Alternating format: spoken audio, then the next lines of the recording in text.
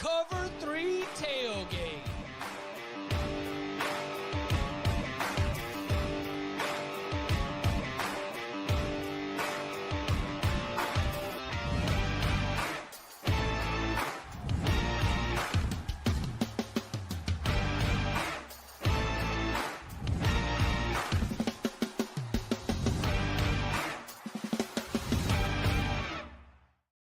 And welcome back to the Cover 3 podcast here on CBS Sports. That's Tom Fornelli. That's Bud Elliott. That's Danny Kanell. I'm Chip Patterson coming to you live at youtube.com/cover3 and everywhere you get your podcasts on demand. Thanks for hanging out. Smash that subscribe, smash that like, and come and join us in the chat, a.k.a. the Cover 3 Tailgate, where they understand the deal. You get up the likes, we give you the locks, and the locks move the lines. That's right. It is the best time of the week, not a Thursday. Happy early Thanksgiving to all of you out there in the Cover 3 Tailgate. We are doing our locks here on a Wednesday. So, yes, the full Week 14, a.k.a. Rivalry Week, a.k.a. last full week of the regular season. This will be our last full card. Quick show business, always, good in terms of entertainment to derail the show immediately. Do we want to do coaching carousel now, or should we save Eric Morris and Jim Mora for later? Quick word. How about that? Quick word. Quick takes. Eric Morris, North Texas head coach, introduced as the next head coach of Oklahoma State. I saw that Eric Morris, former wide receiver for Oklahoma State, actually had 2 catches in the I'm a Man, I'm 40 game. So we've really all come full circle in terms of Mike Gundy's replacement and keeping it in the family. Bud, what'd you make of this hire by Oklahoma State? Yeah, I mean, look, Eric Morris has done a really nice job there at North Texas. Did a nice job at Incarnate Word before that. So I think it's probably a good hire. Like as Tom says, great hire. No idea if it'll work out. I think it's probably smart to take Oklahoma State over Arkansas because I think it's just so much harder to win at Arkansas than it is Oklahoma State. So probably a smart choice by him to go home. Did you get the notion that that's what Eric Morris had in front of him? Yeah. Wow. Yeah, I think Arkansas got turned down by Eric Morris. So they're over 2. Yeah. So they also got turned down by Franklin. Every coaching carousel has one school that, comes out with a little battered and bruised. Looks like it might be the Hogs. DK, what'd you make of it? Well, I was going to add, is there a possibility that Arkansas said, we're not waiting, and Oklahoma State said, take your time? And that might have been a factor. I think this is the best case scenario for everyone involved, because as of now, North Texas is like, we want you to finish out what you started. So he's going to try to win a conference championship, see if he can get to the playoffs. And as soon as the season's over, then he goes. And Oklahoma State said, we're good with that too. We're fine. Go ahead, chase your dreams, chase your goals. We'll be waiting for you. I don't know if Arkansas would have said that. I don't know if that was a factor at all. And then the last thing I would add is that if it's a package deal, I probably like it that much better with Drew Mestemaker if he does indeed come with him to Oklahoma State. He's been awesome for him. Dude didn't play a snap in high school, didn't start in varsity, was a walk-on. He's a great story. And then what I'm trying to figure out is what is lore and what is real, because if you read Eric Morris's the articles that are coming out, it turns out he discovered Baker Mayfield. He recruited Patrick Mahomes. He obviously had Cam Ward incarnate, and then he helped Drew Mateer at Washington. Some of it I'm sure is true, but it's starting to get to that point where it's hey, we are really hyping up this guy. There is no doubt, though, he is an offensive mind who has done a great job with the quarterbacks he's worked with. Are you Kyle Shanahan, Sean McVay, or Mike McDaniel? That's what we need to know right now. Just because all of you are on the same staff and had the same lunchroom doesn't necessarily mean that you're all there. Tom, anything here or on the Jim Mora side, as Jim Mora is going to be the next head coach out at Colorado State? The Jim Mora one was more surprising, I think, than Morris taking Oklahoma State, because Morris was the name as soon as Oklahoma State came open.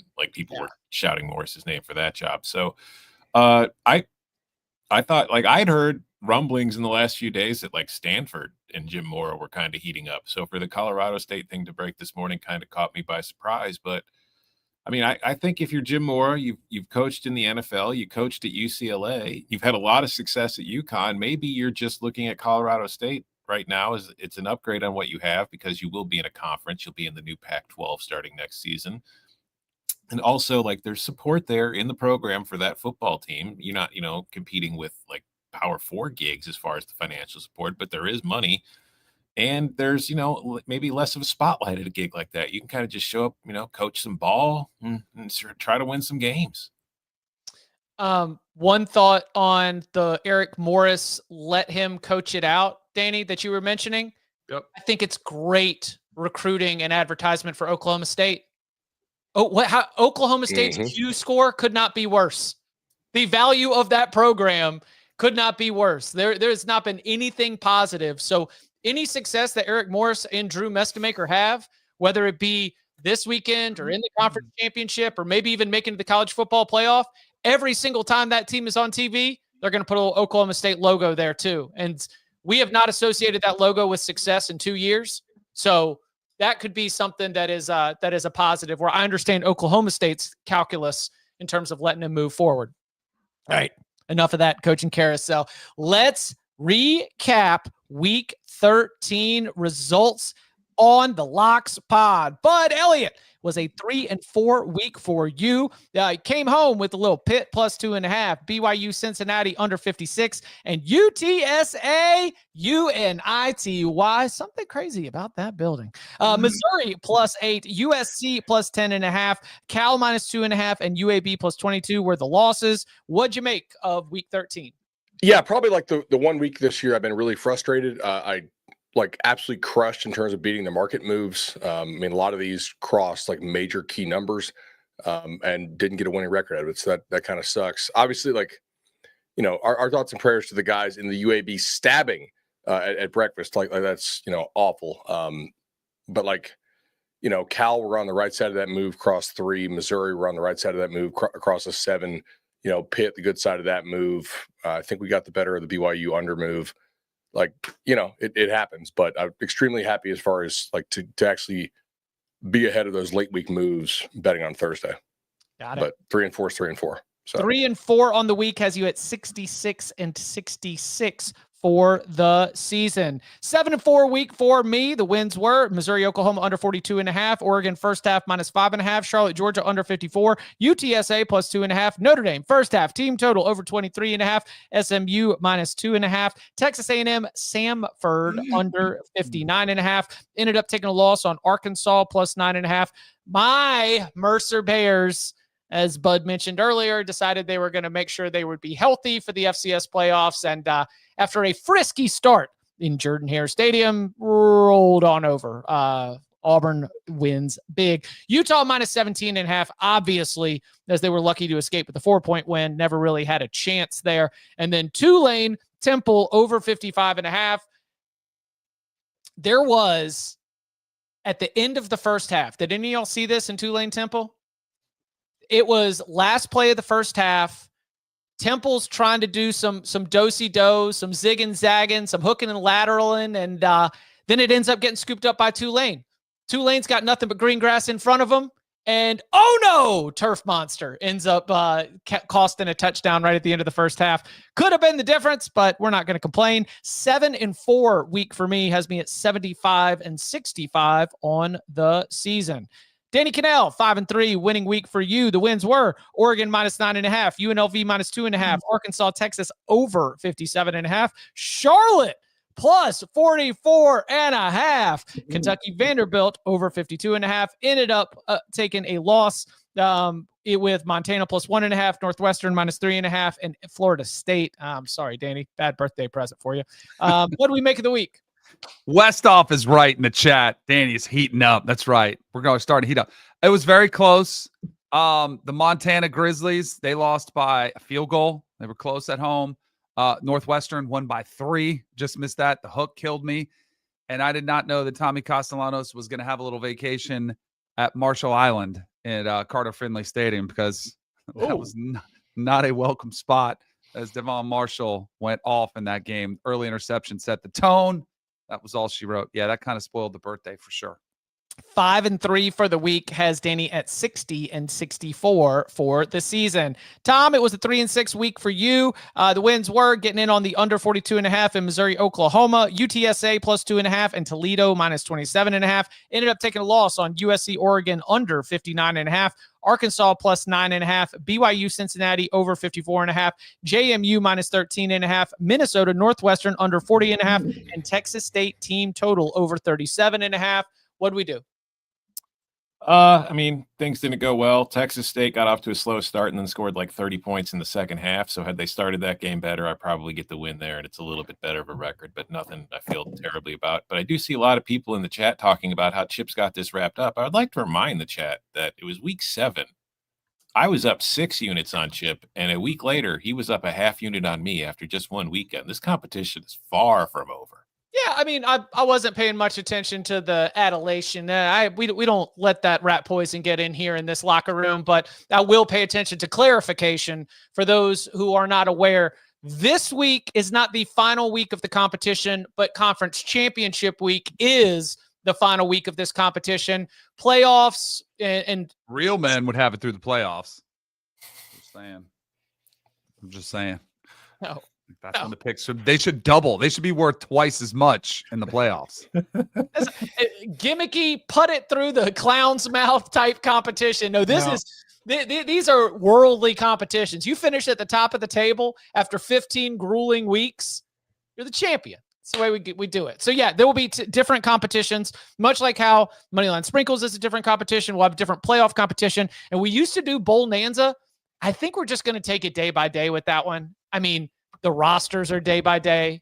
We should not be held. The lines are going to have huge swings before kickoff. That will be a much more casual. We're not ignoring the non-playoff bowl games, but it will be a much more casual a la carte approach to giving you our best bets and our thoughts on the non-playoff bowl games. All right, let's get that out of here. Eyes ahead. Final game of the rivalry. Final game of the regular season rivalry week. It is week 14. And I ask you, gentlemen, y'all ready to lock it up? Let's do it. Do it. Since 2005, the under in games between service academies is 40-9-1. We're picking locks. Give me an over in this one as well. A little 2-for-1 special. Don't get these locks. I was a sicko last week. Y'all were watching the good games. I was live betting the hell out of ULM Kentucky. My Blue Plate special 5-star locks are coming. 5-star master lock. Lock it up. You want these locks. I'm living and dying every point, every cover. From the locking chair to your eyes and ears, and a reminder that locks are sponsored all season long by Cash App. Making money moves should be easy, and that's why there's Cash App. It's fast, safe, and honestly just way more personalized than other apps out there. Our thanks to Cash App for their sponsorship of the locks competition and the Cash App Cover 3 Locks Trophy, which according to shipping information should be showing up on Monday. So we'll at least get to see what it looks like. Should I do an unboxing on Upon Further Review? We'll check it out. It's not yours yet, Chip. We just discussed this. No, I think it should be unveiled when we give it to the winner. Okay, well then I won't take it out of the box. Yeah, I thought you won't ever take it out of the box. Just get ready to ship it to my house. Tom's coming. All right, Tom. Let's go. Thursday. What you got? Nothing. Memphis Navy. Nothing. No picks? No picks. I'm not making a single pick this week. I'm just going to let you go 0 for 7 and slide into first place. All right. For everyone who's here for the audience and not just out for themselves, Danny, Bud, what do we like here in Memphis Navy, an American game on Thanksgiving night? It is an American game. It is on Thanksgiving night. What was the best thing I could find here? I liked shoot, where's this at? Oh, all right, there we go. I liked Memphis under 33.5 team total here. I think Navy can move the ball and hold it, and I don't think they're getting to 35. Okay. So tryptophan. Yeah, Tryptophan Thursday night kind of that is scenario. correct. Yeah. Oh, man. I like Tom getting Chip all riled up. That's fascinating approach there. I see this. Borrowed Navy time. defense. Tom's going to get Chip so mad. Chip's going to just like keep firing. He's going to fire like 14. Mm-hmm. And I'm going to sit there with 2 plays the entire week. Go 2-0 and pass Mr. 2-12 over there. Have you had a 2-12 yet this year, Chip? I've had a 2-8. Okay. Damn, I was really hoping you hadn't, because you're always good for at least one of those. Yeah. Sometimes 2. Yeah. Yeah. Friday, Egg Bowl, Ole Miss, Mississippi State. Who's got a lock? Do you think that he's going to actually announce like the day after the game? Or like it'll come out after, like it's going to come out Friday after? Yeah, I'm curious. Like, do you think he announces on game day? Like how do you think he does this? I don't know. All I know is if you read Brett McMurphy's article, you basic bees all chose LSU. I'm the only one that's going out there on a limb. No, I told him Oklahoma State, but then he sent me a bunch of expletives in response. Because if you know Brett, the man cusses like a sailor. Brett's great. But yeah, I said he asked for and then he asked for a real one, and then I said LSU after Oklahoma State was shot down. But he's such a smart ass, so I'm sure he can take some of it back. Oh, 100%. Oh, 100. Yeah. Yeah, that's why I'm firing at him. No lock from me here. What Bud, Danny, anything on the Egg Bowl? I think Ole Miss should just be able to run this ball a lot. Like the Mississippi State lines of scrimmage are not really they're not really any good. We do have an interesting take though from our friend. Ooh.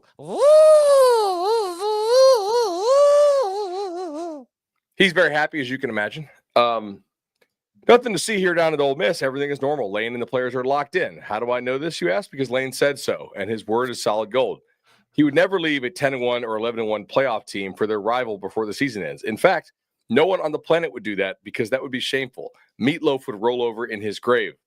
State plus 7.5. Tooth emoji, lock emoji. All right. Largest emotional hedge of my life. I'm hoping that my bad luck picking Ole Miss games this year will help them avoid an absolute nuclear meltdown. And if everything goes completely off the rails and somehow Ole Miss loses its playoff spot because Lane quit on the best team he's ever coached, then I would like to bequeath our playoff spot to Vandy. Give me the doors, plus 3, lock emoji, tooth emoji, rat emoji. Oh, man, look at that. He's done. Yeah. Also, last year's Ole Miss team was better, right? No. Talent-wise. Ooh. Defensively, yes. Offensively, I did not think they could run the ball effectively last year. It was a lot of, our one, we had an amazing quarterback and an amazing wide receiver. I think they are a little bit more well-rounded offensively. Defensively, undoubtedly better, but that's it. No, I think they were better last year. I'm going to go under 63.5. Locking it up? Yeah. I think Mississippi State has to try to run the ball here. Their pass game is nothing special. And I do think Ole Miss will see the success that literally everyone has had running the ball against Mississippi State and trying to pound Lacey. Like that? Anybody else got Egg Bowl? I do not. What about clean, old-fashioned hate in the big body bends, Georgia and Georgia Tech? Who's got a lock? Georgia. Oh, go ahead. Okay. No go. Over. Give me over. I've got Georgia team total over 37.5. Okay. So Chip's on Georgia team total over 37.5. Yep. And Danny, you're just on the plain over. Yeah. What is it? 59.5? Let's see what I can get you out here. Yeah, 59.5 looks like the best I can do. I could see Gunnar Stockton throwing 4 touchdowns just like he does in every big game they play. And I think Buster Faulkner, I think Haynes King will be able to put up enough points to push this thing over. But I'd expect it to be, I think it'll be an entertaining game for a while. I wonder what's in the tank for Georgia Tech. Georgia was gentlemanly with Charlotte last week, right? Lot of backups, 35-3 final, taking our time, just sort of going through. I wonder if after what happened last year, we actually do see some rivalry edge and a little bit of teeth here. And Georgia maybe takes a little bit of pride in moving the ball through a Georgia Tech defense that might let go of the rope. I mean, they've been carved up a couple weeks in a row now. I don't, like you'd said, I don't think it's an alignment issue. I think that they're just, the season's too deep for me to think there's going to be a quick fix. So yeah, I like Gunnar Stockton to be able to have a lot of success. I like Georgia's offense to be able to go out there and put a little bit of a crooked number on the scoreboard. So I lean your way with the full game over 2, but my favorite angle here is to tackle the Georgia team total over. I was leaning that way as well. My concern is more like, I don't know what incentive they have to really pace this game, right? And if Tech has some success on offense, they hold the ball forever. So no pick. Anything, Tom? Nope. Okay. Friday night, Austin, Texas. Texas A&M, Texas Longhorns. Big game, big stakes. The Aggies, 11-0, and so close to finishing the regular season 12-0. So close to making the SEC championship game for the first time in program history. Win and you're in. All you got to do is go beat Texas. No big deal. On the road in Austin. Anybody got a lock? I did. Yeah. Okay. Good, Tom. Oh. A&M. Okay. Ooh, tight. I just don't trust Texas' offensive line. Like, almost all the good teams they've played have beat them up front. So I don't see why A&M wouldn't. I mean, I know, like you guys know, I don't love Marcel Reed. I think he's like very well managed and does some things very well. Like, probably not a superstar type guy quite yet. But like, the one real big weakness in this game I see is that Texas doesn't block anybody. So give me A&M, lay the 2. I'm going to go over 51.5. I think that Texas A&M will be able to continue to score the way that the Aggies have been able to score. And excuse me, I think the Texas defense will be giving up points the way that they have each of the last 3 or 4 weeks. I think Texas A&M has the personnel to be able to do it in lots of different ways. And I think that if you are Texas, you've got to be able to tap into some of the things that were working. You're going up against a much, much, much different defense than what you faced against Arkansas. But there is still enough talent for you to be able to go out there, like some teams have been able to do against Texas A&M, hit a couple of explosive plays that if you can keep Arch from, like, you've got to scheme Cassius Howell out of this game. Like, you can, this Texas offensive line cannot be trusted to just sit back there and defend against Texas A&M's pass rush. But hey, if he has some turnovers, those are easy scores too with short fields. So at 51.5 just feels slightly just a little bit low for a game that I think is going to be really fun with some big punches thrown by both teams. We all know that the chat is saying like go Lesh to Arkansas. Yeah. I texted a really good source on that, and they said that is not done. Yeah, Trey Schapp is reporting it, but I'm going to wait until, Thamel and company do that. We all know Chip is going 2-10 this week, and I think that the over in this game is one of the 2 wins he gets, and it's going to be one of the reasons I go 1-0. So lock agreement. Yay. Play the damn music. Give me the children. Come on. For once, Chip is correct. I do think that the total is a little bit low in this one. I think that Texas A&M will be able to move the ball against a Texas defense that is struggling. And I also think that Texas will be able to move the ball against this A&M defense, which I think is good. I don't think it's great. Yeah. I got a lock agreement too with Bud. We're gonna lay it. Yeah, I'm gonna lay it with A&M. Who do you trust more? I probably trust Marcel Reed a little bit more. I think they're both kind of similar. They both have their ups and downs, but I do think Marcel Reed's legs add another dimension. We talked in the big game breakdown. Texas A&M feels like they have more ways they can beat you with that defense. So I'll lay them with the Aggies. Do we want to go for the engagement? Who do you trust more, guys? Arch Manning or Marcel Reed? Marcel Reed. I think Arch. Arch Manning. Big Friday night slate beyond just those headliners. Let's go ahead and get all the other Friday picks out there. Who's got some Friday locks? All right, I'll go ahead and get it started. On at 12 p.m. Eastern time on CBS, Iowa at Nebraska. And I'm going to lay 6 points with the Iowa Hawkeyes, who I think are just going to beat the team that has not been as good as the Iowa Hawkeyes for much of this season. I was looking at this game. I'm trying to factor in everything I know, trying to understand that there is some rivalry hate here. But, man, it's really tough for me to ask for Nebraska's best ball. And I really think that Iowa is going to be dialed in for this one. So I like being able to get this under a touchdown.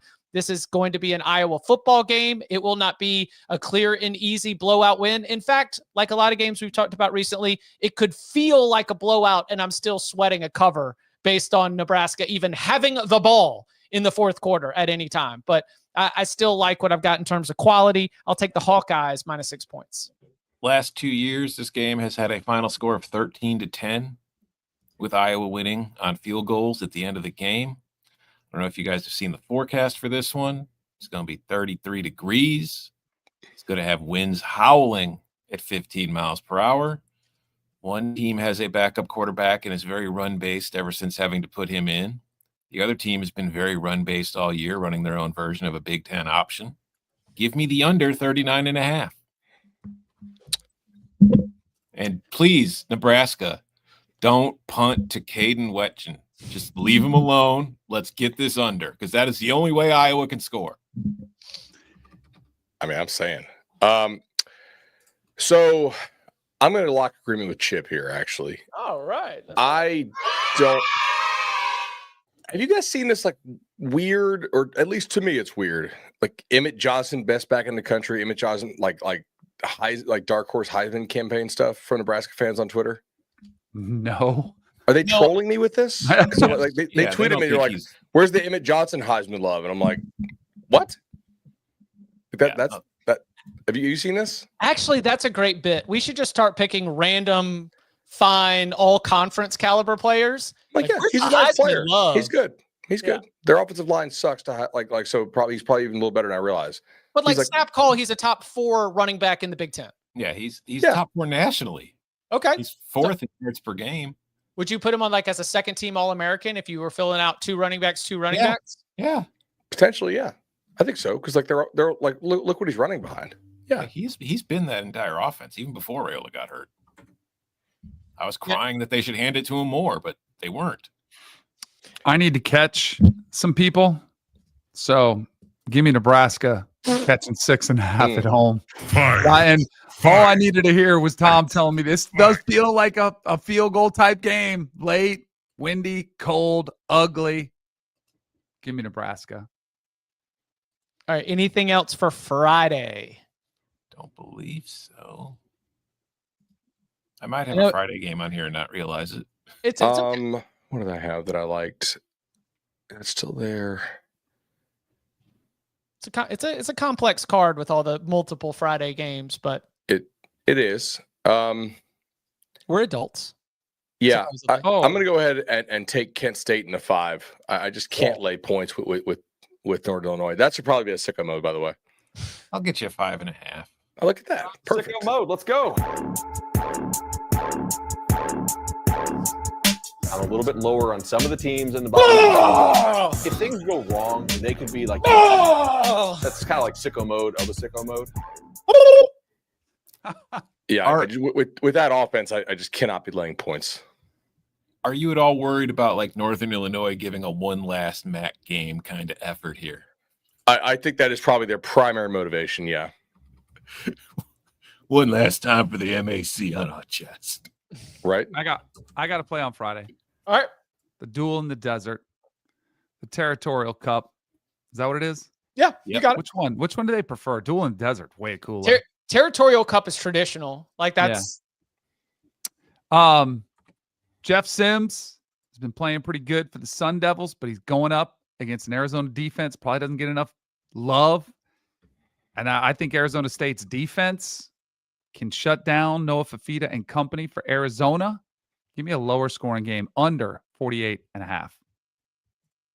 I like that. To your point, Danny, fun game. You could tell me that Kenny and Jeff Sims pull this thing out and give themselves a shot to be able to make it back into the Big 12 title game. You could tell me that Arizona continues what has been some really nice play over the back half of the season. I could see either result, but lower scoring sounds right to me. Two teams that are better defensively, I think, than offensively. I'd agree with that. Give me Broncos big bad boys plus 3.5. Yeah. Boise. That's somebody who's seen the light. That Boise team doesn't score. So I think Broncos guys can. Should I put it in the doc as BBBB plus 3.5? Yes. Be respectful. Not touching North Texas, especially in the wake of the news, right? I mean, Yeah. I don't know. Could be.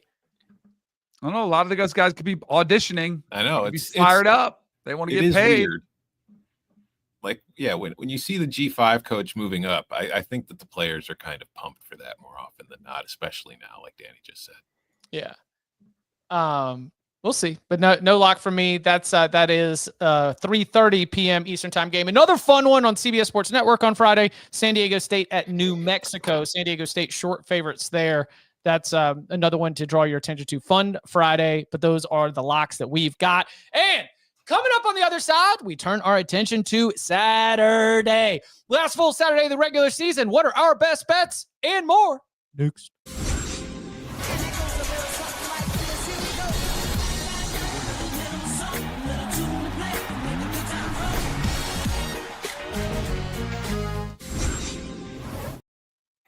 Let's review what we've got on the board so far. Bud Elliott is taking the under 63.5 in the Egg Bowl. That is Ole Miss and Mississippi State for the uninitiated. He's taking Texas A&M -2. He's taking Iowa -6. Then Kent State plus 3.5 and Kent State plus 5.5. Utah State plus 3.5.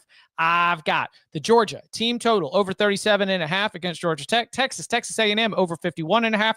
Iowa -6. Danny is taking the over 59.5 in Georgia Tech. Texas A&M -2, Nebraska plus 6.5. Then Arizona State under 48.5. And Tom's got the under 39.5 in Iowa, Nebraska. Then the over 51.5 in Texas A&M. Let's take it to Saturday with some of the big games of the day, starting at noon Eastern time. Ohio State at Michigan. We gave it a lot of attention in Big Game Breakdown. We did not ask for best bets, and now we do. So who's got a lock? I do. Yep. Putting my proverbial money where my literal mouth is. Ohio State -9.5. I don't care about the last couple of years. It's a different Michigan team. It's a different Ohio State team. They've got the national title. They're not, based on what I have seen from Michigan this year, I do not think that they're going to be able to score a whole lot of points against this defense. Nobody scores against this defense. The most points they've allowed all season was 18 points, 16 points? Mm-hmm. Yeah. Give me the Buckeyes. To Illinois. You said it. I didn't. Put them in the playoff. Scored 16 points again. Hang a banner. I mean, they've got 4 incredible resume losses. Indiana, Ohio State, Washington, and Wisconsin. They deserve to be in. Lock agreement. All right. Let's see. Sometimes when streaks end, that they end loudly. Mm. That's not statistically provable. I don't think. But just having been there for a couple of them, it's all right. It's cathartic, and they're putting it on them type thing.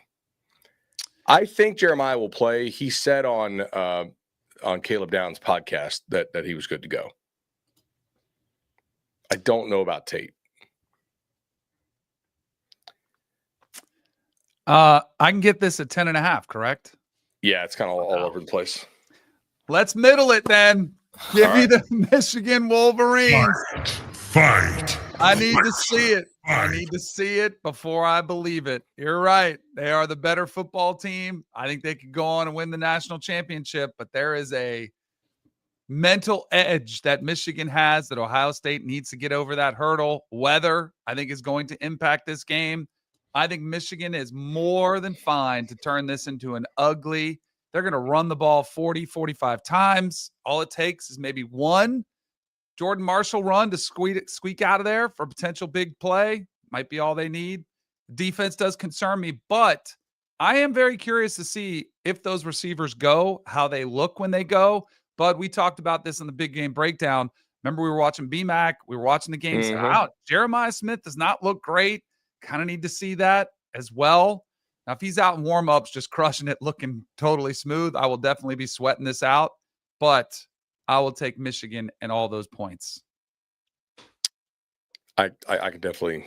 I mean, obviously, like I understand the argument. Like all these have a number for a reason.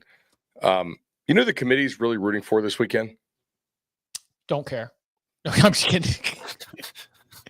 Michigan or Mississippi State. To make what easy? So if Michigan wins, I think they bounce Notre Dame and Miami. And if Mississippi State wins, then they bounce Ole Miss and they're able to put both in. They don't have to actually make a hard decision. Right. Is Michigan, it'll be who have they beaten besides the biggest win of the season, but that's their only win. That would be it. Yeah, but if they get to the Big Ten championship, they would get in. Yeah.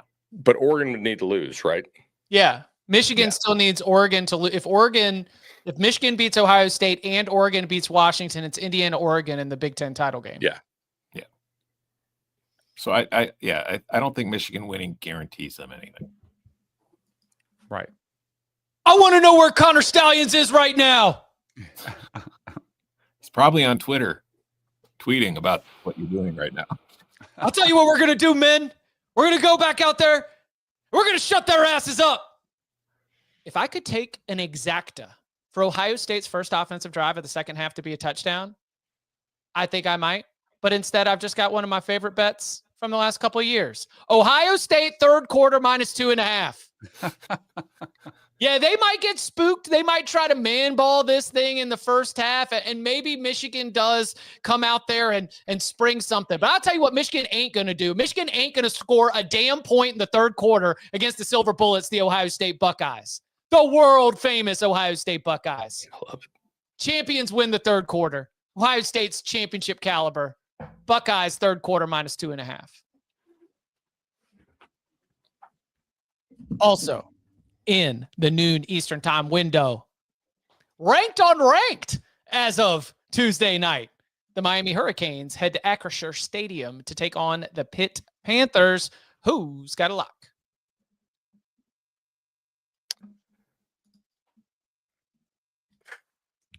I'll take it. Miami? Give me Miami. It's under a touchdown, right? You can get 6.5. I'll lay them.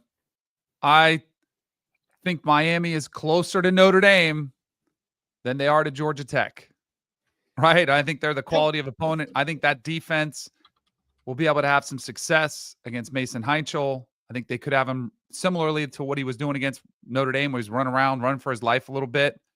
And I think Miami similarly will be able to run the football.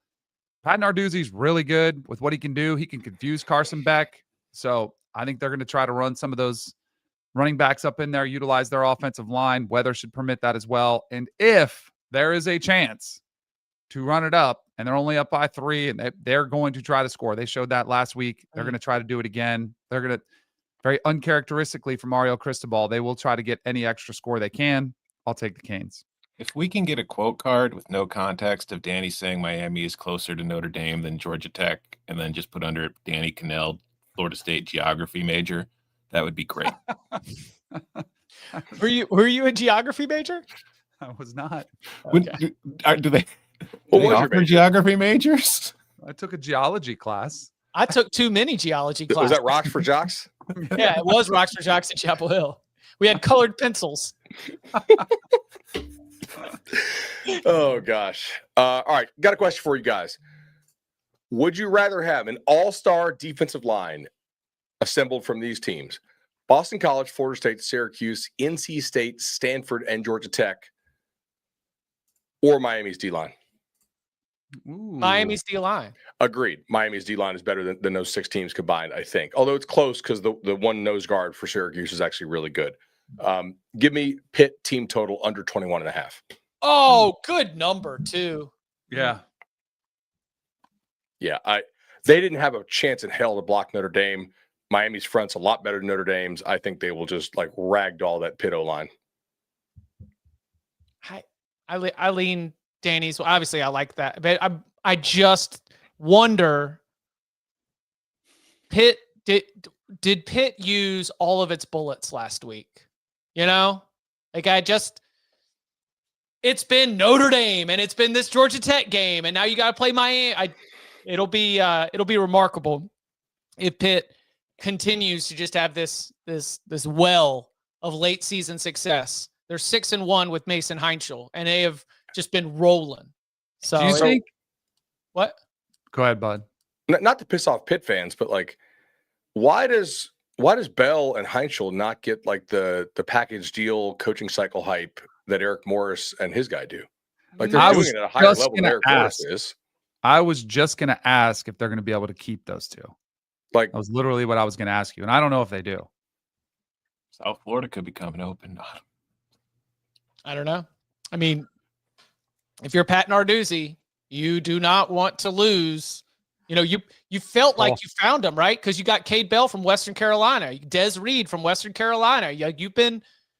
I'm not saying he should go. I'm just saying like it's a little weird how. I don't know, like the differences in hype. Head coach and coordinator. Don't you think that's the difference? Yeah, I think that's true. Yeah. But yeah. Also, Cade Bell didn't recruit Patrick Mahomes. That's right. Or Baker Mayfield. Yeah, that's right. Then 3:30 p.m. Eastern time. Big time on CBS has Big Ten title and college football playoff implications. The Oregon Ducks trying to close out the regular season with a win against their rival, the Washington Huskies. Who's got a lock?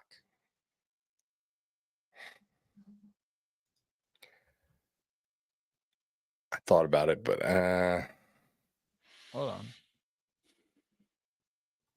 What are you thinking? I was thinking like no, I was thinking Oregon. I don't know what Washington, but like Washington did hang tough with Ohio State for a while. They just kicked a bunch of short field goals after they drove it. I'm going to pass. This is definitely a game I think you could get some craziness in. Like the fact that Oregon has overcome the lack of receivers against Iowa and USC does not mean that they're guaranteed to do so, you know, in every game that they don't have them. Yeah. I'll take also, Oregon. like, is Washington focused? Like, is Jed Fish getting his Florida job? Right. I think Washington is focused on this game. I think so. Okay. I'll take the Ducks. Take the Ducks. I'll lay the 6.5. It's under a touchdown, right? Yep. Yeah. I think they're really good. I think they could be a dangerous team if they do get healthy in the playoffs. They're one step away. Dan Lanning, all the stuff coming out about the wearing black for the funeral for the Trojans. He's going to have this team in a tizzy. And I do think they can run the football pretty successfully. And I do think even without all of their receivers, they got some young guys that are still pretty good. And Sadiq is really a good weapon, as we've talked about. I think Will Stein's a really good coordinator. I think Dante Moore is a better quarterback. I like the Ducks here. Do you think he got that wearing black from Scott Cochran? No. Ooh. The wearing black to a funeral even goes back to like all sports. Like how many times have it's game 6 elimination game. The NBA team is walking in through the tunnel, or like they're coming in through the players entrance and they're wearing black suits. Why are you? I was just thinking, like, I'm wearing it. Chip's Locks title right now. Yeah, he was oh, look at that messaging. Just like he was on like Saban and Kirby's staffs. Scott's the guy that got hot mic'd in 08? Yeah, the 08 when they went and beat Matt Stafford. Yeah, exactly. Okay. I like it Right. from the Deep chat. Well, maybe we should make a Kenyon Sadiq for Heisman. I mean, I tell you what, he's a better case than Emmett Johnson now. Kenyon Sadiq is not getting enough Heisman Trophy love. Agreed. Agreed. put that for the Ducks account. lean under here. Not a lock though, because we just have so many unknown injury developments that are going to happen between Wednesday at 11 a.m. and Saturday when this thing kicks off at 3:30. But I think that the way that Oregon has been handling its business and sort of the way that they are built defensively along the line of scrimmage, I lean towards the under here, but no lock as of Wednesday here this afternoon. You can watch that game 3:30 p.m. Eastern time, 12:30 local on CBS, America's most watched network, the network of stars. You can stream it on Paramount Plus, a mountain of entertainment. You know, Diego Pavia, he's not getting enough Heisman Trophy love. Vanderbilt at Tennessee. Game has not had stakes like this in quite some time, because even when James Franklin had Vanderbilt really rolling, I felt like Tennessee was so down in the dumps at that time that there wasn't Tennessee wasn't even feeling, extra chesty about it. So who's got a lock?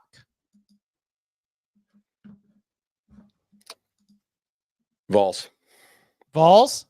Yeah. I think they probably looked at what Auburn did and said we could spread those guys out and throw it all over them. It was a bad matchup for them last year as well. I think Vandy scored early in that game and the Tennessee just poured it all on them. So I mean, Vandy's a much improved team. I think they're a lot better team. But I just don't think the matchup is good for them. This is a disrespectful total to families in America. 65.5 on Thanksgiving weekend. Are you trying to make everybody dizzy out there? Come on. Let's move at the pace. Move at the pace of the audience. I hate to see it. But you betting it? No. I'm giving more commentary on the game for the purposes of someone who might want to be listening. Listen, right. I have to document it. I'm just making sure. God, somebody's got their panties in a bunch over there today. Tom's looking about for to blow any their lead. Tom's looking for any kind of little it's bet. Just hyper vigilant, bro.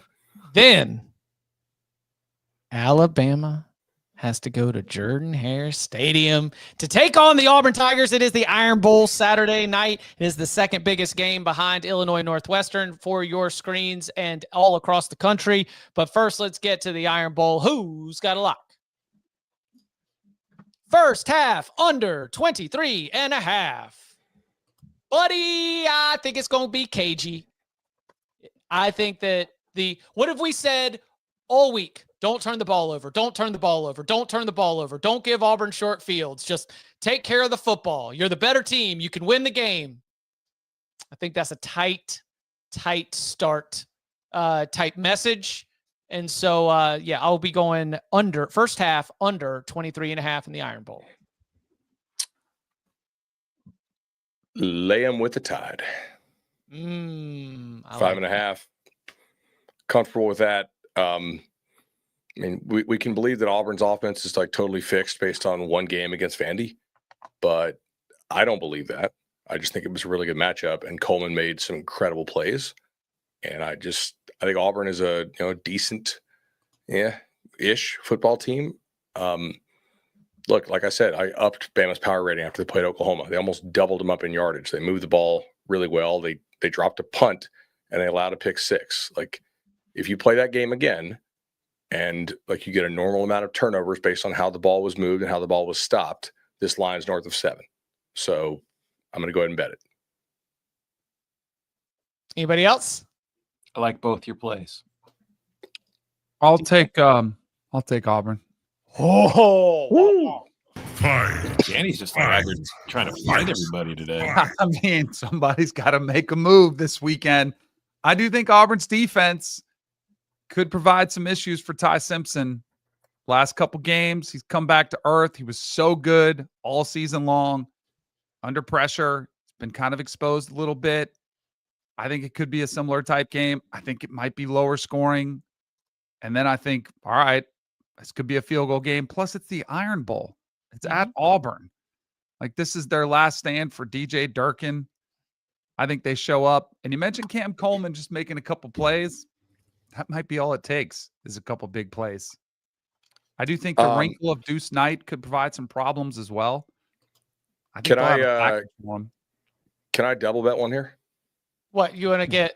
Oh. Wait. I want Bama -3 in the first half. Oh yeah, of course. You're locking them both. Yeah, I think they Wow. come out. I think they come out hard with DeBoer, and he schemes some stuff up like early, and they put it away early, like rocking chair. Love that. I was on CBS Sports HQ with our friend Haley Sutton earlier today, and she reminded me of the 2021 Iron Bowl where Bryce Young needed 4 overtimes to be able to get past the Tigers. 2 years later, Jalen Milroe needed 4th and 32 or 4th and a mile, as I remember Brad Nessler's great call. 2025, we'll see if it's going to be that close, if they can tap into that magic once again. How was Haley handling the Eric Morris news? Oh, Yeah. she said, go mean Good green to see forever. I mean, she wants to see them finish the job and make the playoff. You know, I think that for the long, lengthy history of North Texas football success that they have to lean on, anything that gets a trophy in the trophy case is going to be fine. If you lose your coach along the way, I think the sense was still pride when we were talking about it. Coming up on the other side, we open up the entire Saturday card. The rest of our Week 14 locks, Moneyline Sprinkles, and more. Next. When you need your sports news all the time, We've got breaking news to bring to you. CBS Sports HQ gives you a snapshot of all the sports that matter to you. When you need your sports in a snap, find it on CBS Sports HQ, streaming free anywhere you are. Back here on the Cover 3 podcast.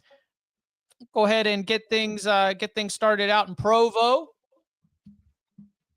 UCF team total under 14.5. Where'd you get that? From BYU UCF. I'm just saying. I'm surprised by that play Why? because that's literally in my 6-pack this week. Lock agreement. There's your second win, buddy. Congratulations. Just wasn't expecting to hear that come out of your mouth. You know, just got to get it on the sheet before it moves. Can I allege that you are reading the 6-pack before it's published in an effort to keep me from coming back against you? No, I've actually got documented notes as of last night for our top 25 picks that can show that this work was done on Tuesday evening. Have you seen UCF's offensive numbers on the road? I have. They are legitimately horrific on the road. No, it's a great play. I'm proud of you. Good job. We want winners. Blind squirrel. All right, Danny, where do you want to go? Full card on Saturday available. I will go to Baton Rouge. Oh no, this is in Norman, right? I'm trying to see. Yep, Norman. Yeah, Norman. Yeah. What's the total? 36 or something it is per 36 pod. and a half, right? 36 and a half. Give me the under. Whoa! I mean, the total tells you all you need to know. This Oklahoma defense is otherworldly. I don't think LSU's scoring many points on that defense, but I also feel like Oklahoma is in let's just get to the playoffs, and then we'll maybe figure out our offense. Then I saw one too many 3-and-outs in the second half. Once they get that lead, they are going to sit on it. I don't have the number in front of me. I will say small sample because we really didn't start seeing totals this low until last year. With Iowa. Typically, when they get this low, the over is like a 60%. Ooh, I ain't nervous. I ain't scared. How many does everybody have left at this point? I'm going to go ahead and take LSU plus 10.5. I mean, look, LSU held Bama to 5.5 yards of play in Tuscaloosa, and Oklahoma held them to 5.4. Like, they both basically did the same thing to Bama, except OU got turnover, fortune. I know they force them. I get it. But also, like, if it was just that easy, you would have done it against Ole Miss, but you didn't, right? So there's a huge random element in that. So I'll take the 10.5. I think they can both make the opposing offense look really ugly. Dig that. I have 5 plays left on my card. Whoa. I've got like 3 to 4. Maybe you guys are all big game hunting over here. I'm digging deep. I've got for some the value. Go ahead. We'll start with, let's see, which one do I want to go with first? I'm going to go with an over. Let me see. I want to make sure the number hasn't moved, though. Oh, man. No, wait, there's one left. All right, cool. Give me the over 51.5 in Army UTSA. We've talked about UTSA at home. Mm-hmm. For some reason, being like an incredible team at home compared to on the road. But we didn't talk about as much is that the over is 5-0 in UTSA home games. And more than anything, the average UTSA home game, they're averaging 50 points themselves, and the game is averaging 75 points. So I understand Army is Army. They're going to slow it down because of their option attack. But I also think UTSA will be able to move the ball very effectively against their defense. And I think Army's going to score enough points of their own to push this one past that total. I mean, this has been a wild game a couple of years in a row. Like, was it last year, 2 years ago?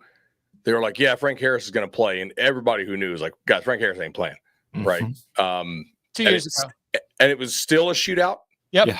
Even when Harris didn't go. Yeah. That's probably a good play, Tom. I'm not going to steal your play. Unlike some on this show. Unlike some people. I will tip my cap. That is a quality play, brother.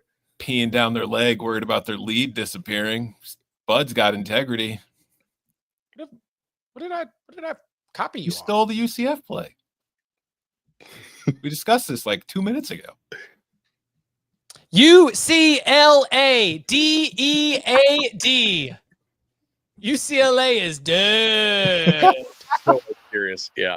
USC team total over 41.5. If you think Lincoln Riley's going to have some fun scoring some points in this rivalry game in the Coliseum, you're damn right he is.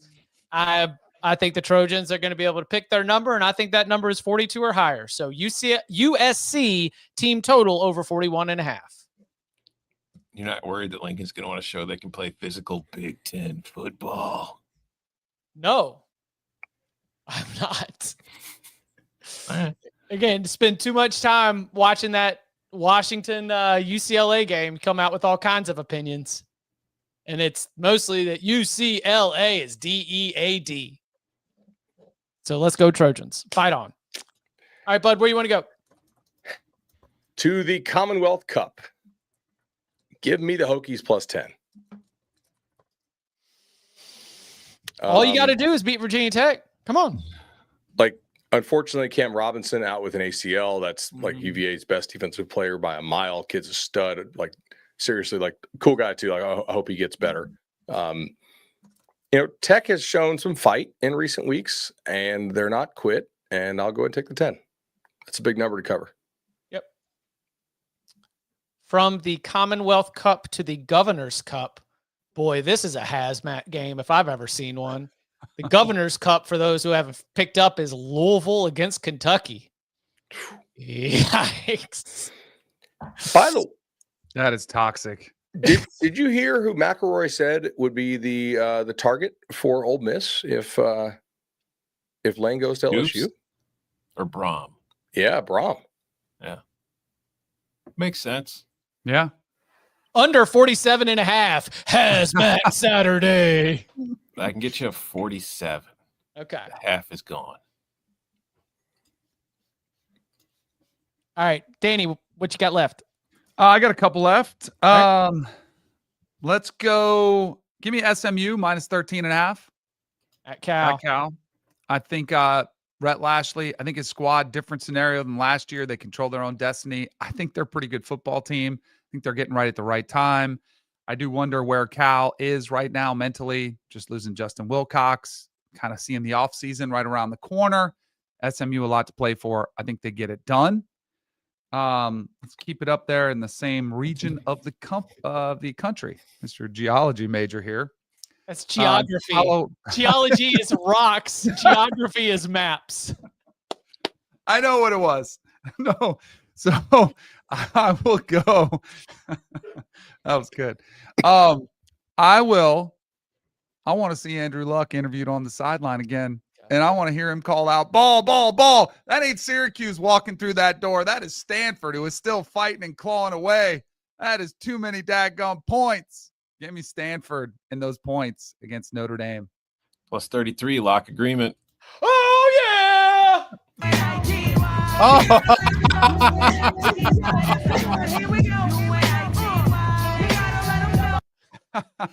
I guess Chip's winning 3 games this week. Dude, 33. We're starting with a 33-0 lead. And they're fighting. Yeah. Do you know how you can do those like those hookup bets, like the if then? Mm-hmm. Like if Miami money line, then lay it with the Irish. Ooh. Just for style points. Yeah. 28 points and style points too, though.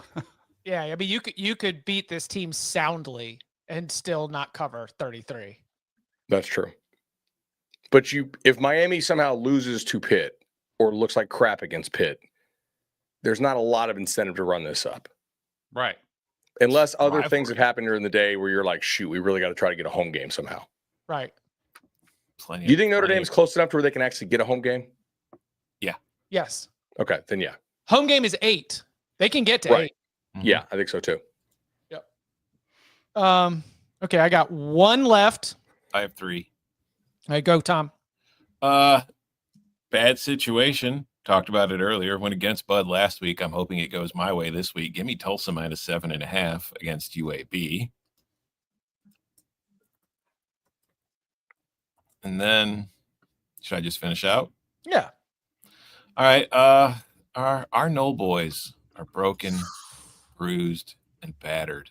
Screw you. They've got to watch all their little ACC compatriots do the thing they've wanted their school to do. Meanwhile, they're sitting there. They got to watch Norvell for another year. They're canceling their podcast because of it. They're just defeated. But I want you guys to know that we are a family on this show, and I support you. Give me Florida State plus 1.5. Oh! Let's hear that tomahawk chop, Tom. Oh.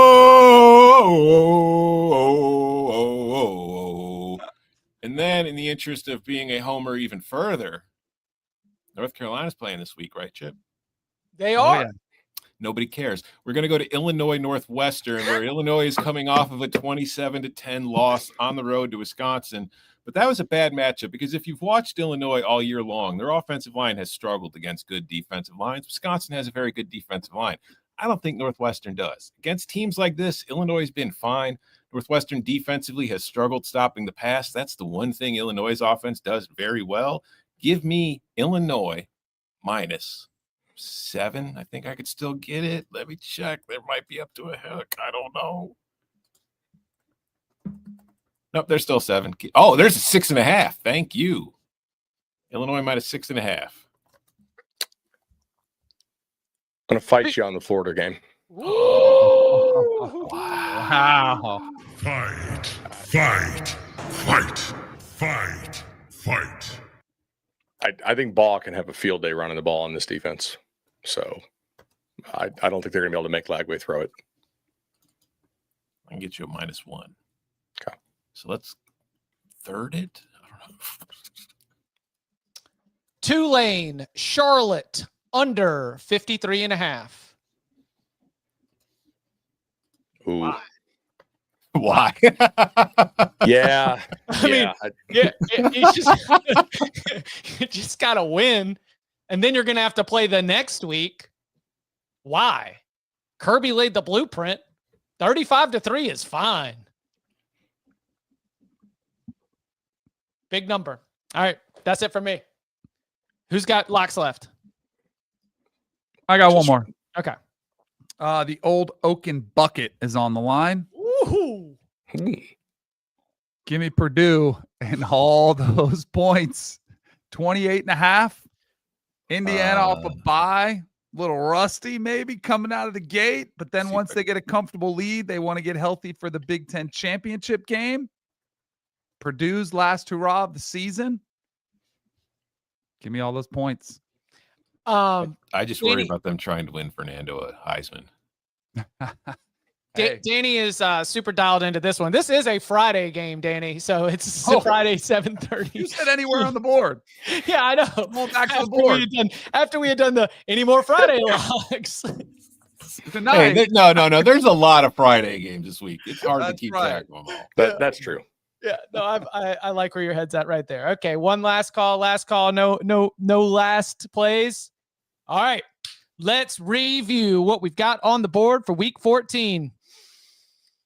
Bud Elliott has Egg Bowl under 63.5, Texas A&M -2, Iowa -6, Ohio State -9.5, Utah State +3.5, Kent State +5.5, Florida -1, Alabama -5.5, Alabama first half -3, Tennessee -2.5, LSU +10.5, Virginia Tech +10, Pitt team total under 21.5. I've got Georgia team total over 37.5, Texas A&M over 51.5, Iowa -6, Ohio State third quarter -2.5, UCF team total under 14.5, Stanford +33, USC team total over 41.5, the Louisville, Kentucky under 47, Iron Bowl first half under 23.5, and Tulane, Charlotte under 53.5. Danny's on. Georgia Tech, Georgia over 59.5, Texas A&M -2, Nebraska +6.5, Michigan +10.5, Arizona State under 48.5, Stanford +33, Oregon -6.5, Auburn +6.5, LSU, Oklahoma under 36.5, SMU -13.5, Miami -6.5, Purdue +28.5, and time's on. Iowa, Nebraska under 39.5, Texas A&M over 51.5, Army, UTSA over 51.5, Ohio State -9.5, UCF team total under 14.5, Stanford +33, FSU +1.5, Tulsa -7.5, and Illinois -6.5. And let's see. Take a breath. And those were the locks, sponsored by Cash App. As you heard me say at the top of the show, new Cash App users can use our code and get free money. Use our code, Cover3, send $5 to a friend within 14 days, and you'll get $10 right in your account. Thank you to Cash App. And coming up on the other side, our Moneyline Sprinkles for week 14 and more. Next.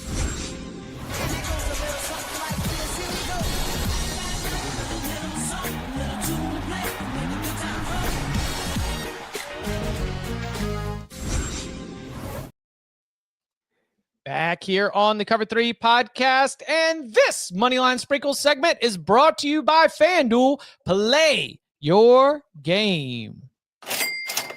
All right, last week in the Sprinkles, we saw Bud bring home a little NC State +180. Couldn't bring home Colorado State or Ball State. For Chip, you get Pitt +120 and NC State +180. Maryland and Florida can't get the job done. Danny takes Wisconsin and cashes 260 against Illinois, Kentucky, FAU, Cincinnati. Not so. Tom gets Pitt and Stanford. Ball. And then Maryland, Georgia Southern, and Sam Houston aren't there. That has Bud currently out at 18-29 plus 22.87 units.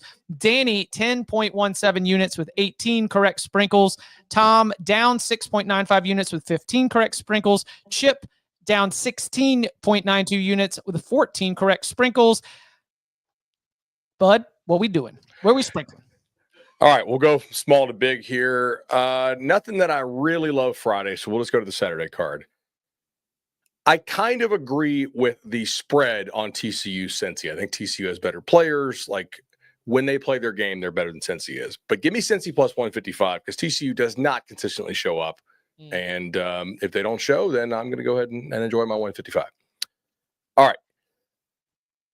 They're deciding to keep Mike Loxley. I'm getting +165 with Maryland here in a game that I have as basically a coin flip. So go ahead and give me the Terps.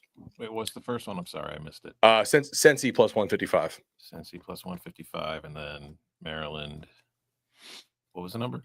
Maryland +165. Okay, sorry. No problem. Give me.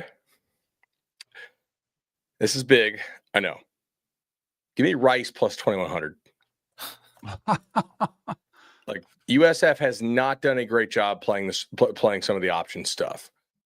I don't think Golesh to Arkansas is done. My guy said it's not done. But like, with those reports swirling out there, are we sure we get a prime effort from USF here? I don't know. Rice +2100. I just think it's overpriced. All right, that it? That's what I got. Yeah, that's all I got. Danny. I got a theme to mind because of the lesson I learned yesterday from Tom Fornelli. What do you do on rivalry weekend? You throw. I don't. Oh, I got one. You throw out the record books. So, give me Mississippi State in the Egg Bowl. All the chaos surrounding Ole Miss. Plus 240. Would you have 240 plus 240? Yep.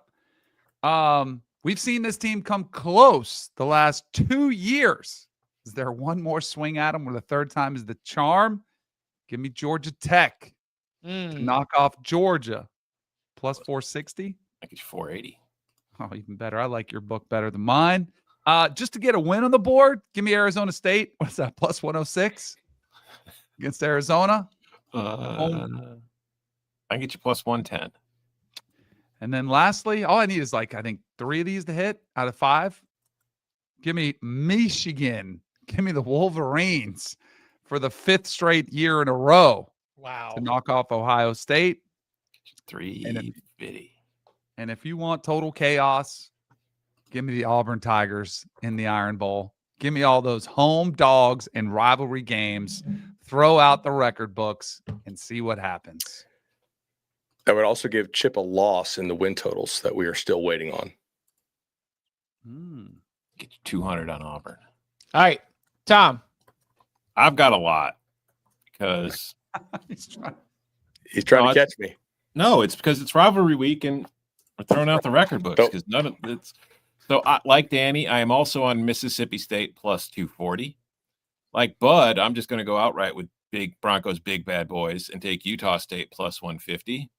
I'm going to go to Austin. I'm going to take Texas plus 115. I locked up Ohio State minus 9.5. I would never bet Michigan plus 10.5. I would just take Michigan straight up because the only way they're covering is if they win. So also give me Michigan plus 350. It's going to be cold in Pittsburgh. You guys are worried about defensive lines. I'm worried about the Hurricanes shivering, being school out there. Give me Pitt plus 225. Governor's Cup. Wrong team favored? Yeah, wrong team favored. Plus 135. South Carolina doesn't look like it's in a great spot these days. Clemson plus 120. Oh, God. Clemson is a dog? Yeah. My doors, because they're not our doors, apparently. Bud's taking Tennessee. Give me Vandy plus 135. Husky Stadium, tough place to play. Dan Lanning knows that better than anybody. Give me Washington plus 230. Virginia Tech, that's all it stands between the Who's and the ACC championship. Give me Tech plus 300. And then James Madison. Yes. Watch those rankings come out last night. Yes. Saw once again, they weren't there. A little deflating. Also, Coastal Carolina, not the same team these weeks that they were at the beginning of the season. Give me Coastal plus 1,200 and Chip. Yeah. USC scoring 42, huh? Oh, I guess that means UCLA scoring 45. Did you not consider the fact that maybe UCLA just did not give a shit last week? Maybe they had something bigger in mind. Maybe they've been saving it up for USC to finish this term on a high note with this interim coaching staff. Bruins plus 1150. Utah State plus 145. Washington plus 220. Coastal Carolina plus 1,200. To round it out. Woo! All right. Good week. And those were the Moneyline Sprinkles brought to you by FanDuel. Play your game. Thanks for everybody for hanging with us with the adjusted schedule. Again, we've got the Thursday night, you've got Memphis Navy. Friday, big loaded day. Then Saturday, we will have an instant reaction to all of the Week 14 action, 11:30 p.m. Eastern time. We'll see where everybody's at and when the Lane news pops to sort of just, if we can address it, we will. But we'll be all over the place. It'll be a fun weekend. Happy Thanksgiving to everybody in the Cover 3 tailgate. Thanks for hanging out. And you can follow him on Twitter at Tom Fornelli. You can follow him at Bud Elliott 3. You can follow him at Danny Kanell. You can follow me at Chip _ Patterson. Gentlemen, thank you very much. Thank you. See ya.